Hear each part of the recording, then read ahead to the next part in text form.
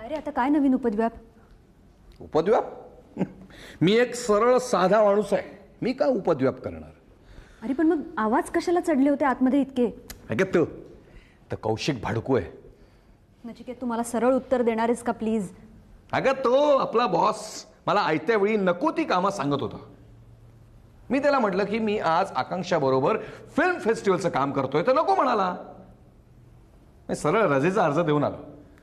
काय? अरे देवा नचिकेत, तू सुद्धा इतका चक्रम माणूस आहेस ना. अरे मी तुला रिक्वेस्ट केली होती एक कलिग म्हणून, पण सरांनी जर तुला जास्त महत्वाचं काही काम दिलं तर ते करायला नको का? तेल लावत गेला आपला बॉस. हळू रे काय. अरे असले 56 बॉस बघितलेत मी. माझी रजा शिल्लक आहे, मेडिकल ग्राउंडवर त्याला ती मान्य करायलाच लागेल. अरे पण तू जर रजेवर गेलास तर मग माझ्या कामात कशी मदत करणार? का? मी रजेवर असताना काय करावं हा माझा प्रश्न आहे. चल मी निघतो, डॉक्टरकडनं सर्टिफिकेट घेऊन येतो आणि मी तुला दुपारी ओबेरायला भेटतो. तिथेच आहे ना शूटिंग? एक मिनिट. काय? तू असं काहीही करणार नाहीयेस नचिकेत. आता मला आणखीन कुठलाही प्रॉब्लेम नकोय प्लीज. तुला सरांनी जे काम सांगितले ते तू कर, माझं मी बघून घेईन. ओके? थँक्यू.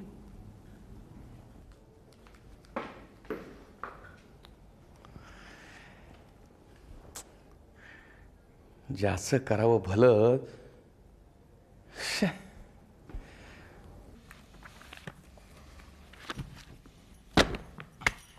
बाबा, लंडनला 20 किलोपेक्षा जास्त सामान नेऊ शकत नाही आणि तुम्ही ही जी काही पुस्तकं सगळी न्यायची म्हणून काढलेली आहेत त्यांचंच वजन 20 किलोपेक्षा जास्त भरेल असं वाटतंय मला. हे बघ, एक वेळ मी या नेसल्या कापड्यानिशी जाईन, पण ही पुस्तकं मला हवी आहेत.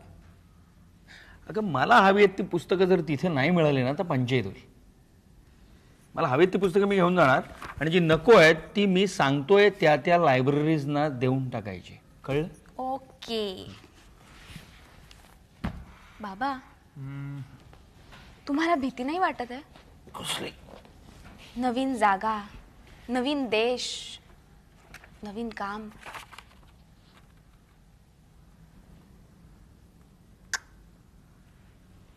मुळेच नाही. उलट मला असं वाटतं की मला ही जी संधी मिळाली आयुष्यात ती कदाचित शेवटची संधी असेल. अपार कष्ट पडले ना तरी चालतील, पण मी ठरवलं बेटा, काही केलं यशस्वी व्हायचं. I am so proud of you.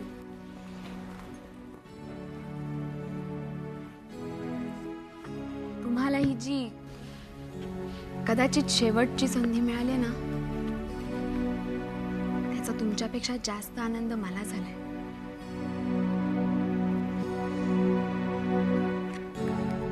बाबा, मला तुम्ही खूप मोठे व्हायला हवे. यशस्वी, सुखी, आनंदी.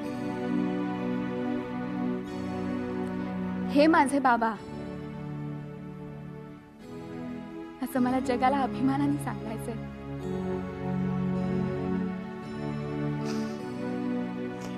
बाबा, मला एक प्रॉमिस द्याल?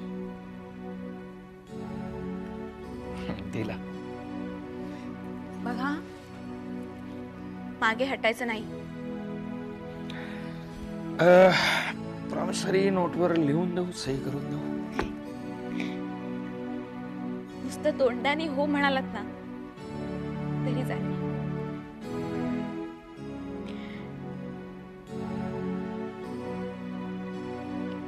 इथे केलेल्या चुका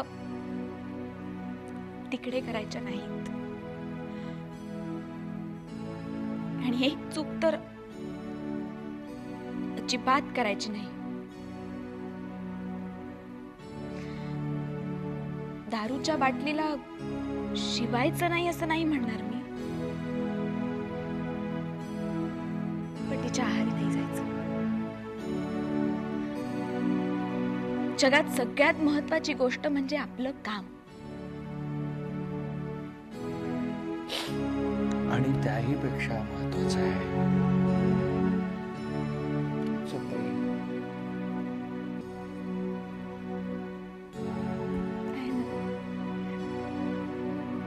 मग म्हणा. You won't make a fool of yourself. You won't make a fool of yourself.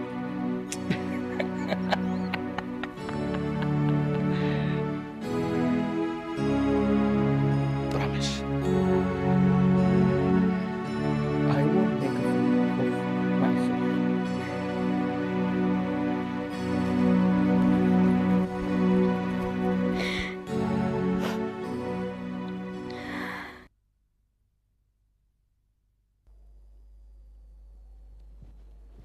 Nishant,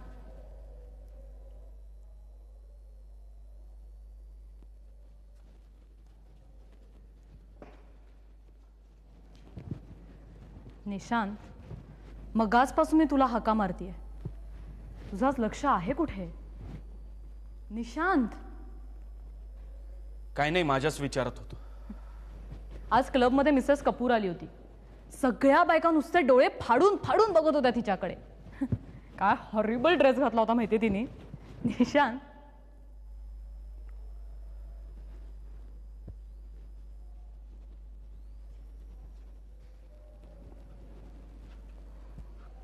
काय झालंय? नाही, काही नाही. अरे तू आता नीट जेवला सुद्धा नाहीस.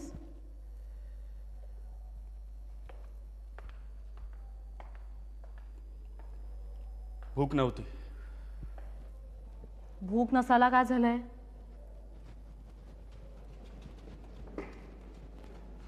तू बाहेरनं काही खाऊन आलायस? माझे आई, तू झोप आता. अरे असं कसं? मी झोपू आणि तू जागा राहणार आहेस? इकडे बस.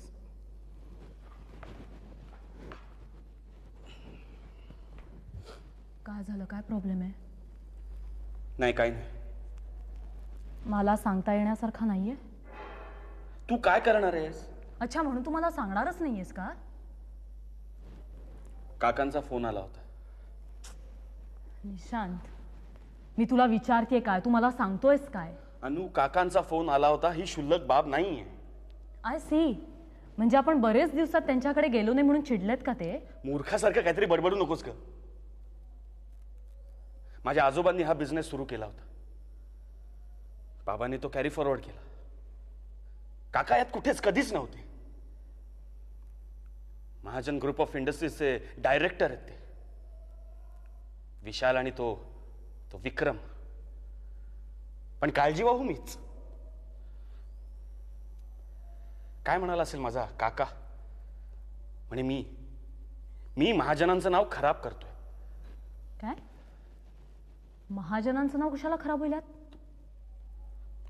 तू झोप, तुला समजावण्यासारखं नाहीये सगळं. हवं तेव्हा शॉपिंग करायला मिळणाऱ्या बायकांना नवऱ्यांचे प्रॉब्लेम कधीच कळत नाही.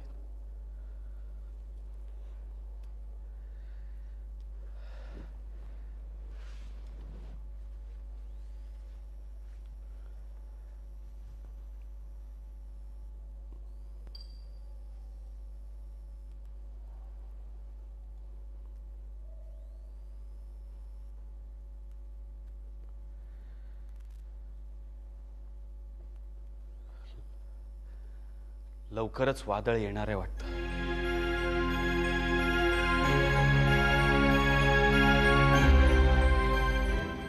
हातात माझी निबंधाची वही घेऊन बाबा सुन्नपणे माझं म्हणणं ऐकत होते.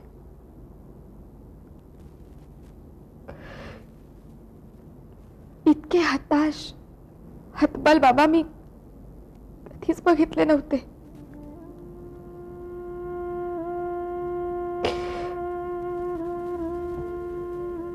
त्यांचा चेहरा बघितल्यावर मला असं वाटलं की माझं चुकलंय. मी त्यांना इतकं बोलायला नको होतं.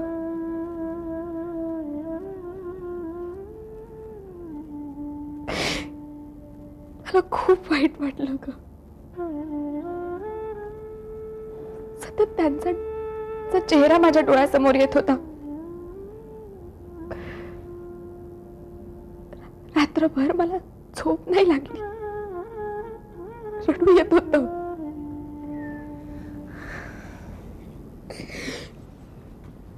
इतकं गिल्टी वाटून घ्यायचं काहीच कारण नाहीये.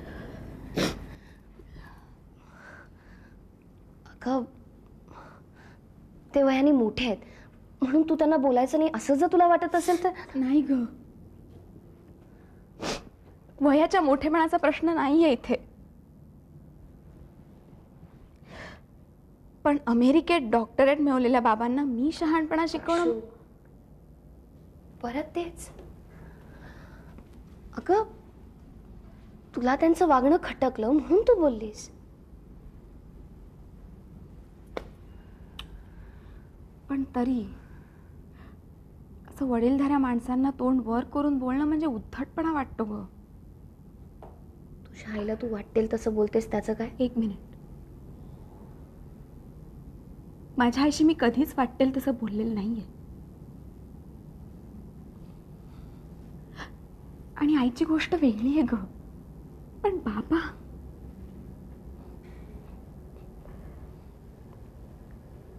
खरंय तुझं म्हणणं. मला आईचं नातं कधी कळलंच नाही.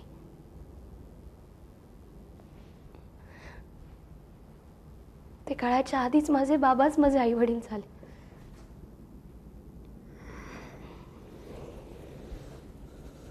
मला तुला दुखवायचं नव्हतं, सॉरी. अगं आईशी मी कितीही भांडले तरी ती मला खूप जवळची वाटते ग, मैत्रिणीसारखी. माझे बाबा सुद्धा मला खूप जवळचे वाटतात, अगदी मित्रासारखे. आणि म्हणूनच त्यांचा अपमान न करता मी त्यांच्या चुका त्यांना दाखवून देते.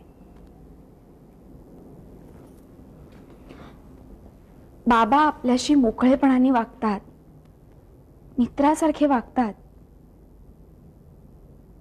म्हणून तू गैरफायदा घेतेस त्यांचा. नाही ग अक्षू, आई वडिलांचा आदर करायचा, त्यांचा मान राखायचा, ह्या सगळ्या गोष्टी मलाही कळतात.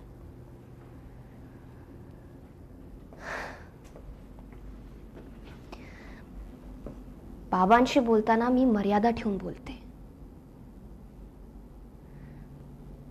आई वडिलांनी ना आई वडिलांसारखंच वागायचं, म्हणजे मग आपोआप मुलं सुद्धा मुलांसारखंच वागतात. पण आई वडिलांच्या जर चुका झाल्या तर मुलांनी त्या दाखवून द्यायच्या असतात. अगं पण चूक काय हे ठरवणार कसं? आणि हे ठरवणारे आपण कोण? अक्षू, का वाद घालतीयस तू? तुझ्या बाबांचं वागणं तुला खटकलं म्हणून तू त्यांना सांगितलंस, त्याचा खूप चांगला परिणाम झाला असंही तू म्हणालीस. मग आता का मनाला लावून घेतीयस? स्वतः अनुभव घेतल्याशिवाय नाही कळणार तुला. मी तो अनुभव घेतलाय.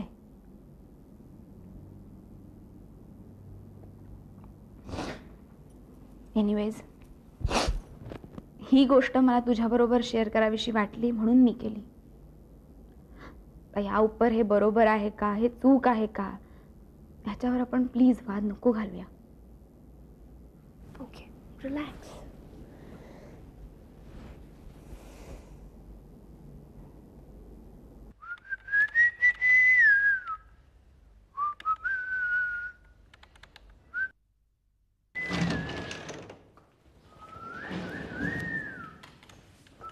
Good morning Dhanaji. Ram Ram madam. Dhanaji, आता राम राम नाही, आता गुड मॉर्निंग म्हणायची सवय लावा. कृषी दर्शन संपलंय, आता न्यूज सेक्शनला आलाय तुम्ही. वय वय मॅडम. काय? नाही, हो मॅडम. बरोबर आहे. काय ना धनाजी, असं म्हणतात की ज्या प्रकारचं आपलं काम असतं ना त्या प्रकारचं आपलं वर्क कल्चर असायला हवं. Yes madam. आपल्याला 15 मिनिटात निघायला लागणार आहे. मंत्रालयावर विदर्भातल्या लोकांचा मोर्चा येणार आहे, तो आपल्याला कव्हर करायचा आहे आणि ऊर्जा मंत्र्यांची मुलाखती घ्यायची. विदर्भात सध्या लोड शेडिंग चाललंय, त्याचा कारखान्यांवर आणि शेतीवर काय परिणाम होतोय हा आपल्या स्टोरीचा विषय आहे. Yes madam. मी टेक्निकल स्टाफची अरेंजमेंट करतो. करा. साधारण किती मिनिटात? आत्ता 10-15 मिनिटात लगेच. धनाजी, परशुराम आले ना की तुम्ही दोघं जरा माझ्याकडे या, मी तुम्हाला ब्रीफिंग करते.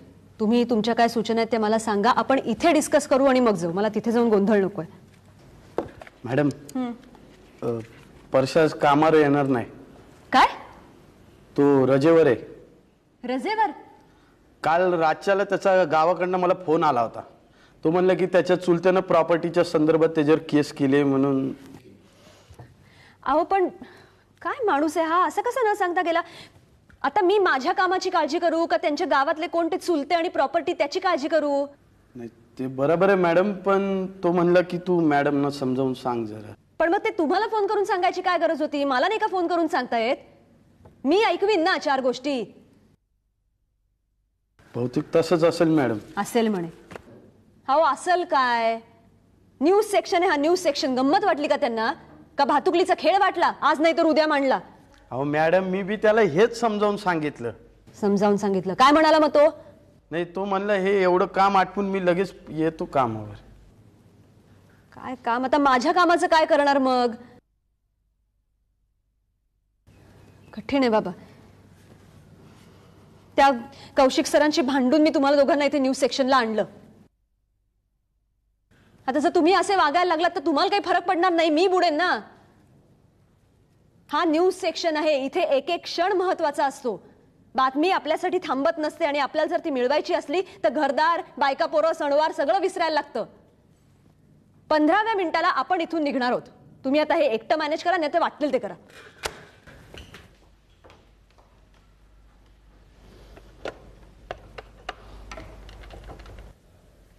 बाबा, तुम्ही तुमच्या सगळ्या कामांची यादी का नाही हो करत? तुला कोणी सांगितलं मी यादी केलेली नाही म्हणून? सांग ना, कोणी सांगितलं तुला? तिकीट, विजा, बाकी थोडीशी खरेदी, बस. बाकी आहे का नाही काय? हो ना, पण मग यातलं एकही काम तुम्ही अजून केलेलं नाहीये. आणि शिवाय मेडिकल चेकअप, त्यानंतर थोडंसं औषधाची जी काय खरेदी करायला लागेल ती, त्यानंतर आणखी तुमची डेंटल ट्रीटमेंट घ्यायची असेल ती सगळी इथूनच घेऊन जायला पाहिजे बाबा. कारण काय माहितीये का, तिकडचे ना मेडिकल चेकअप आणि मेडिकल ट्रीटमेंट ना खूप महाग आहे. त्यामुळे तिकडे गेल्या गेल्या डॉक्टरचं तोंड बघायला नको. परदेश प्रवासाचा किंवा परदेशात राहण्याचा तुझा अनुभव माझ्यापेक्षा जास्त आहे का ग? बाबा, मला अजिबात अनुभव नाहीये आणि म्हणूनच त्याचं बारकाईने निरीक्षण करते, बारकाईने सगळी माहिती गोळा करते. म्हणजे काय की मला आहे अनुभव, अशा थाटात वावरायला नको. तू ना दिवसेंदिवस माझी सासू होत चालली, सासू. शरद अंकल, ती फक्त तुझीच नाही, इकडे सगळ्यांचीच सासू आहे. बोलला हा, बोलला. रॉनी, असं येता जाता काड्या टाकून भडका उडवणं वाईट असतं, कळेल तुला. Okay, I am sorry. विषय बदलूया. शरद अंकल, तयारी झाली का सगळी? या का? व्हॉट्स सो फनी? काय नाही, आम्ही आता ह्याच विषयावर बोलत होतो, बाबांच्या जाण्याची तयारी. हो, आय सी. शरद अंकल, तू जर का शॉपिंगला जाणार असशील ना तर मी पण येतो तुझ्या बरोबर. And what I feel is, तू 2-3 सूट्स घ्यावेत. म्हणजे काय, मला तिकडे जाऊन शिंप्याचं तोंड पाहावं लागणार नाही, राईट? तिकडे जाऊन मला डॉक्टरचं तोंड पाहावं लागणार नाही. पण हे सगळं करण्यासाठी मला तिकडच्या बँकेचंही तोंड बघायचं नाहीये. नाही, खरंच मी तिकडे जाऊन बँकेचं तोंड बघणार नाहीये. इकडच्या बँकेचं तोंड बघायचं म्हटल्यावर इकडे बँकेत खडखडट आहे. म्हणजे शिल्लकच नाहीये बँकेत काही. काय आजपर्यंत नोकरी करत नाही, त्यामुळे जे काही उरली शिरली शिल्लक होती, कमाई होती, ती सगळी ज्ञानवर्धीने टाकली, म्हणजे समाजसेवा केली.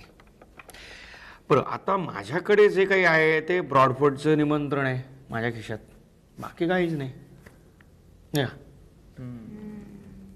पण शरद अंकल, हा काही मेजर प्रॉब्लेम नाही. म्हणजे हा प्रॉब्लेम जरी असला तरी तू तिथे जाईपर्यंतच आहे ना, नंतर मग सगळं सुरळीत होईल. येस बाबा, तिथे जाईपर्यंत तुम्हाला साधारण किती पैसे लागतील? तिथे जाईपर्यंत म्हणजे बघ, तिकीट, विजा, थोडीशी खरेदी आणि तिकडे गेल्यानंतर 1 महिन्याचा पगार मिळेपर्यंत तरी निदान मला 2 लाख रुपयाची गरज आहे. काय व्हॉट? हो, फक्त 2 लाख. बापरे. हो माय गॉड. का नाही होणार व्यवस्था?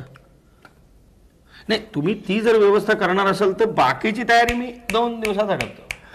काय रे, जमणार आहे काही? मी एक काम करतो. 2 लाख पैकी 2 रुपये मी देतो, उरलेले 0 ती देईल. उरलेले 5 नाही